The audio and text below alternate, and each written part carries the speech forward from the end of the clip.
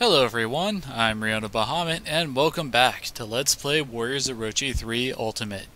Last time, we managed to change the future and rescue Ma Dai, Peng, and Kunoichi. Today, we are heading off to Ueda Castle to save Sima Zhao's wife, with our team of Sima Zhao, Ma Dai, and Peng. Alright, I have a slight issue with this mission briefing. Essentially, it says that Sima Zhao, Zhuge Dan, and a couple others were heading off to save Wanji, but Sima Zhao and Zhuge Dan had a pissing contest, and Zhao left for Odawa Castle alone. The main reason this annoys me is that Wanji is Sima Zhao's wife, and instead of rushing off to save her, he decided to go to Odawa Castle alone to rescue people he isn't really connected to.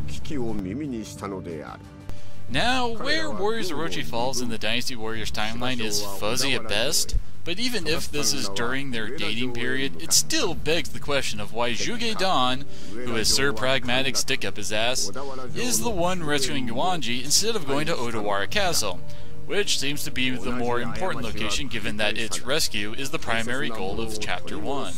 The answer is probably because this is the best scenario we can figure out to get all these characters in a room.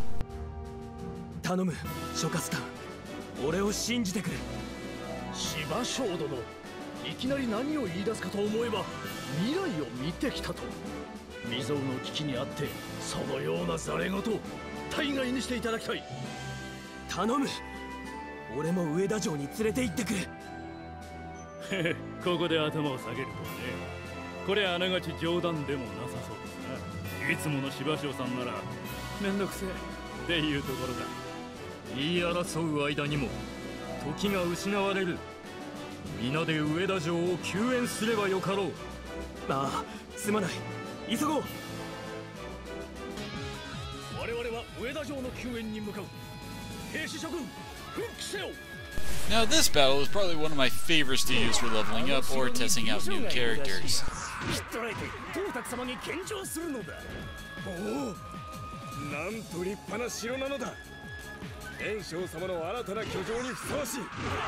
As those two lieutenants just pointed out in color-coded convenient text, we are actually up against two armies instead of just one. Sir Foppington III, also known as Yuan Zhao, and the man whose goal is to become bigger than Jabba the Hutt, Dong Zhuo.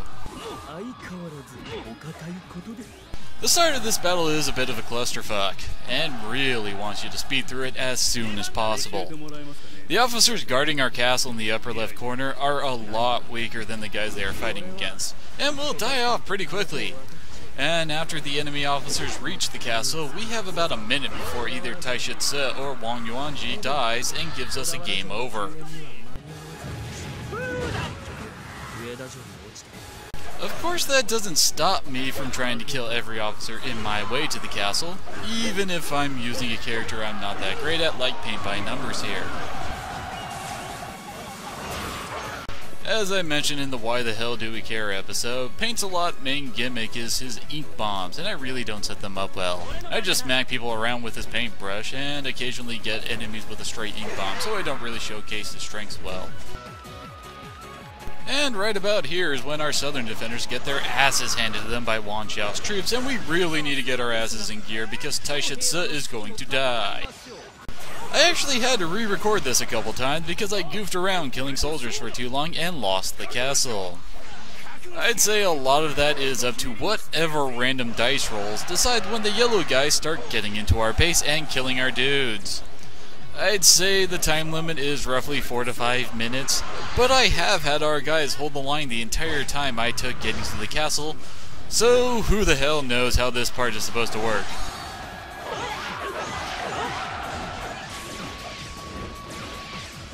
I also apologize for the lack of human surfing I am doing. I guess I was in too much of a rush to not have to redo this whole section again, that I didn't use one of the best attacks ever.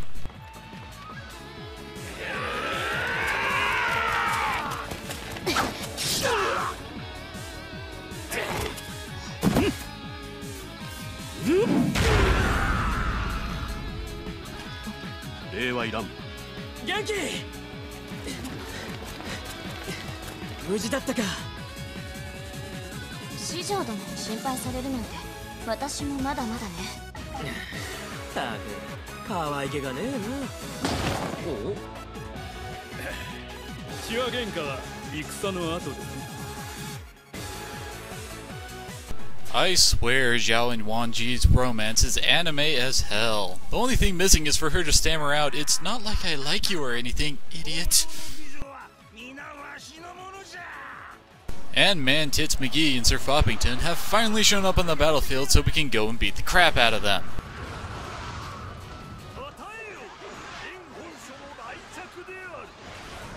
Man Tits is pretty much the front runner for most horrible human being in the Dynasty Warrior series. Since we aren't getting to a why the hell do we care episode about him for quite some time, I feel I should bring up some of his info while we are carving our way to Wan Chao. He usurped power from the Emperor and pretty much demanded every good piece of food be shoved down his gullet and every beautiful girl in the realm be brought to him for his pleasure. And when a coalition of warlords came after his ass, being led by good old Sir Foppington, he burned down the castle as he fled because he was just that much of a dick. He finally died at the hands of his adopted son, Lu Bu, because they were both fighting over the same woman. And as I recall, it was said that the fat from his corpse burned for days and could be smelled throughout the capital. Although I could be wrong on that detail. Hell, Man Tits is enough of a lech that Wanji is using that against him by acting as a decoy so we can go kick Foppington's ass without fear of being pincered. And I like to start things off with a good old lasering with a triple strike.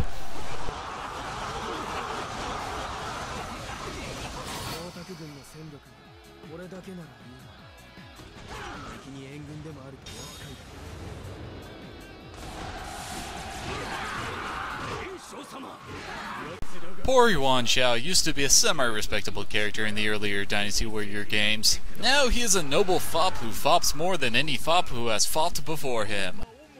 He doesn't really show up much beyond this mission, but his whole thing is that he is trying to create a realm where demons and humans live in peace.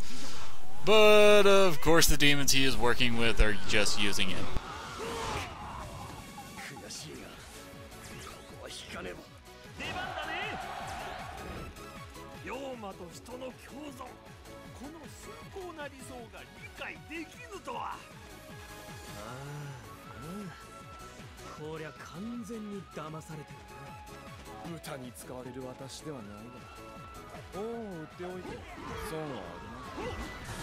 And this is about where we kind of hit another time limit, but this one is honestly not that bad. I have never had to waste enough time killing Yuan Shao for Zhang Hui to really have a shot at killing Wanji. And Zhuge Dan is wondering what we are to do about the enemy reinforcements, as I said about killing all the reinforcements. Zhang Hui can pretty much be described as the most vain and preening individual in the game. It's to the point that one of the joke weapons is Zhang Hui's hairdryer.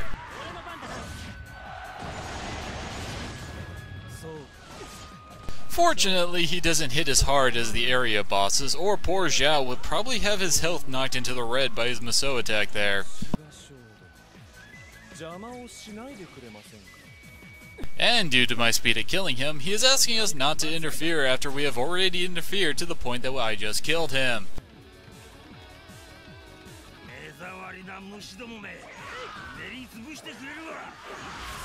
And pretty much all that is left is to kill Man Tits himself. Normally I would run off to kill those officers in the top middle of the map, but I think we have had enough of his ugly mug haunting this battlefield.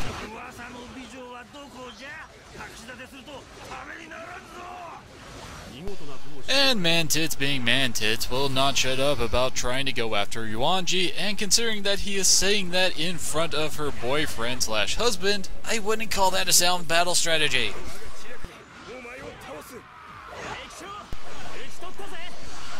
I also lost another recording at this point in the battle, where poor Zhao got one shot by a Man Tits Musou attack when I tried to surf him.